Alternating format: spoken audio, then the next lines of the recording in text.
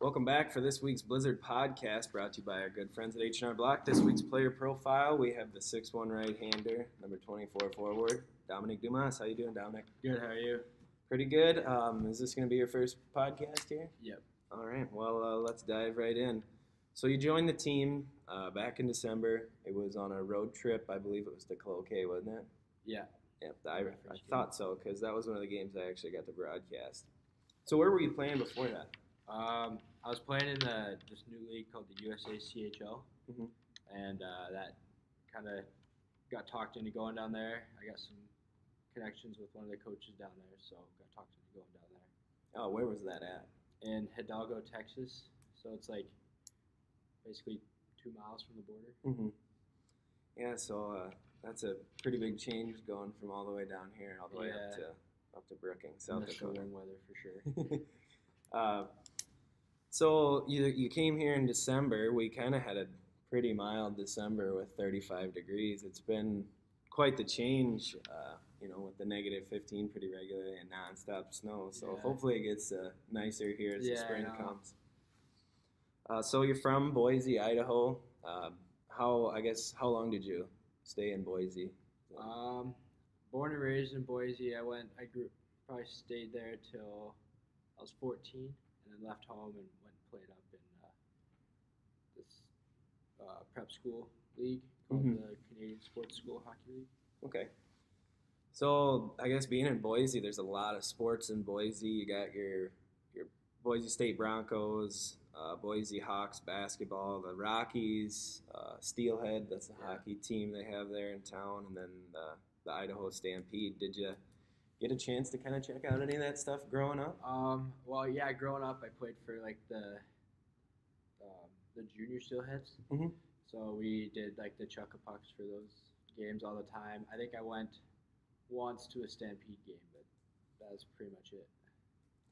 So what was it like kind of growing up and playing hockey in Boise? Was it kind of a hockey community, or was it kind of spread out? It's a growing hockey community for sure, but it's definitely small.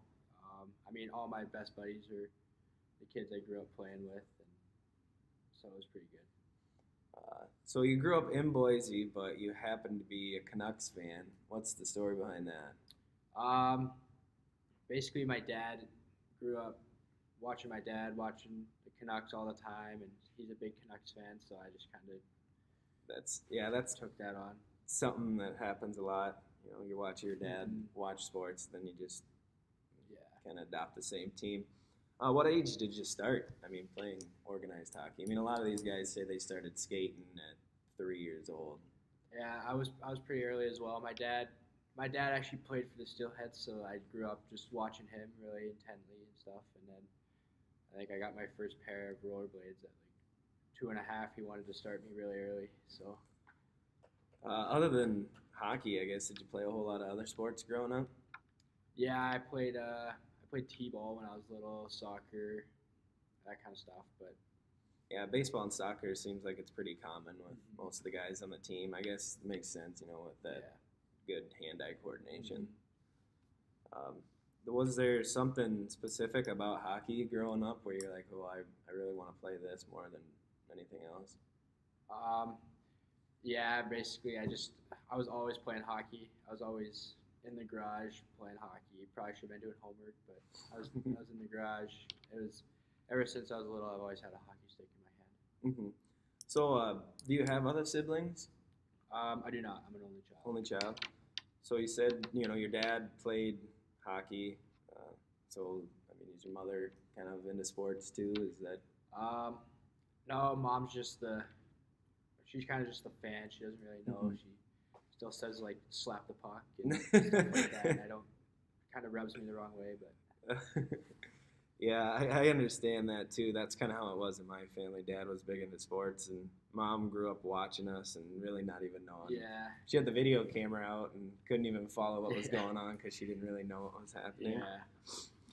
So you wear number 24, but you came in not exactly, at a position where you could really choose a number. Was that a number that you've worn in the past, or? No, I've actually never worn 24. I've always been my number was 19 always. 19. So, Yeah, Ryan had that one scooped up already. So I guess another question for you would be, you grew up playing hockey since you were fairly young. Have you always been a forward? Yeah. Yeah, Always been forward. gotcha. So, you grew up in Boise, then you started playing prep school, and then, that kind of eventually got you here to Brookings. As with everybody, I'm sure your goals are to play hockey as long as you possibly can. Yeah. Do you have any specific career or education goals that you want for yourself in the future? I hate to say it, but not really. Not I've really. always just wanted to play hockey, and that's always been on my mind is playing pro hockey someday. Yeah, I guess finding a good match to go play hockey at some school is probably a good start for right now. So what do you do kind of with your free time when you're not, at the wellness center working out or? Kind of just relax, and I mean every now and then it's nice to not be thinking about hockey 24/7. So I know we at the billet house I live at we do movie nights, we do Bachelor Mondays, so just kind of stuff like that to not always be thinking about hockey. Who are your billet family? The Dempseys. Okay. So I live with George McVay and Artie. I don't know how to say his full name. Artie's good enough. Yeah. All right. So how do you like it here in Brookings? I guess coming from all the way down in Texas, that's going to be, I wouldn't say a culture shock. I mean, because you've traveled significantly for hockey and stuff like that. But have you gotten a chance to kind of check out the town? And yeah, it's a nice community. It's definitely colder. I've never been like. I think my billet family told me one day like you have to wear gloves because if you're out for more than 10 minutes, you can get frostbite. And one day it was really cold, so I've never been like anywhere near that where you have to wear gloves and cover your face and stuff. Yeah, shoot, you would have been here for those days where we had that negative 45-degree wind chill. Yeah. Yeah, those were pretty bad. So a couple of the other guys have kind of have some nicknames that have stuck a little bit since they've been here. Have you got one yet? Yeah. Basically Doomer or Doomy. It's kind of That's pretty something basic, simple. Yeah, that's usually what happens. It's just like a shortened version of your last name. Yeah. So I've asked quite a few of the other guys this. With athletes, you guys have a tendency to be a pretty superstitious bunch. Whether it be something small about the way you tape your stick or something that you have to listen to before a game. Do you have any quirks like that, I guess, in your routine? I actually have a lot. Some of them are pretty crazy. I won't mention some of them.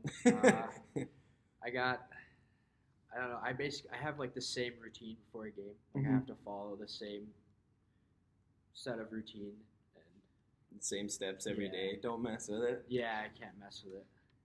All right. So is there something you miss about being back home in Boise that you really can't get here?